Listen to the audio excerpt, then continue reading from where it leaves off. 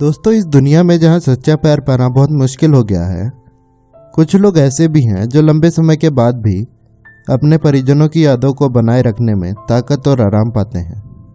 कुछ प्यार की कहानियाँ समय और स्थान से परे होती हैं और इतिहास ने कई प्यार की कहानियों को देखा है जो बलिदान, बिना शर्त, बिना वायदे जैसे अनेक गुणों के लिए अमर हो गई हैं।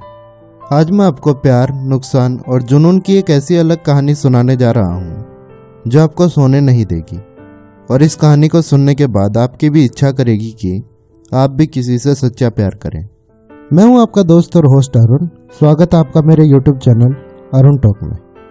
ये कहानी डॉक्टर मार्गरेट मैककलम और ओसवाल्ड लॉरेंस की है। मार्गरेट पेशे से डॉक्टर थी और ओसवाल्ड एक एक्टर और वॉइस आर्टिस्ट थे। मार्गरेट और ओसवाल्ड पहली बार 1992 में मिले जब वो दोनों मोरक्को में एक क्रूज कंपनी के लिए काम कर रहे थे।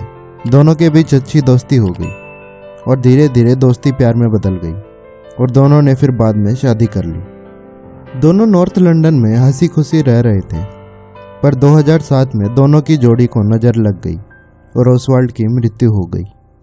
ओसवाल्ड की मृत्यु के बाद मार्गरेट गम में चली गई थी। मार्गरेट अपने पति को खोने के दर्द को कम करने की कोशिश कर रही थी और एक चीज जो उसे चला रही थी वो थी ट्यूब स्टेशन पे जाके अपने खोए हुए पति की आवाज़ सुनना। वो आवाज़ थी माइंड द गैप। ये आवाज़ ट्यूब स्टेशन पे पैसेंजर्स को ट्रेन और प्लेटफॉर्म के बीच के अंतर से सावधान रहने के लिए बजाई जाती थी। ओसवाल्ड ने 1950 में लंदन की नॉर्दर्न लाइन की अनाउंसमेंट के लिए अपनी ये आवाज़ रिकॉर्ड करवाई थी। मार्गरेट अपने पति की आवाज़ सुनने के लिए रोजाना एम्बैंकमेंट स्टेशन जाती, वहाँ कुछ घंटे आवाज़ सुनती और फिर वापस अपने घर आ जाती। वो 5 साल तक डेली जाती रही, पर 2012 में एक दिन जब वो स्टेशन पहुंची तो वो दंग रह गई क्योंकि उसके पति की आवाज़ अब वहाँ नहीं सुनाई दे रही थी।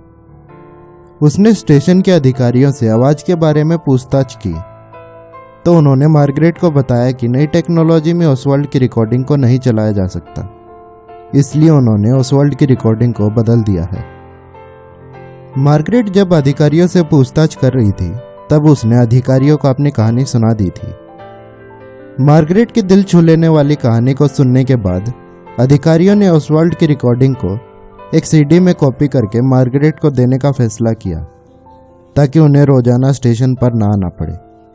अधिकारियों ने यह भी फैसला लिया कि वो ओसवाल्ड की रिकॉर्डिंग को नई टेक्नोलॉजी के साथ डिजिटाइज करने की कोशिश करेंगे और दोबारा से ओसवाल्ड की आवाज़ को स्टेशन पर चलाएंगे।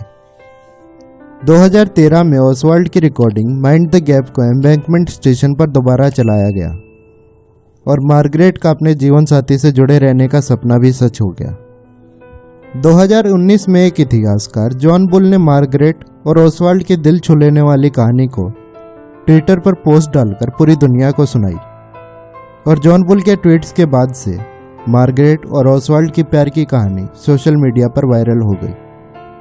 2013 से लेकर आज तक ओसवाल्ड की रिकॉर्डिंग माइंड द गैप को एम्बैंकमेंट स्टेशन पर चलाई जा रही है, जो आज तक नॉर्दर्न लाइन का एकमात्र ऐसा स्टेशन है जिसकी एक अलग आवाज़ है।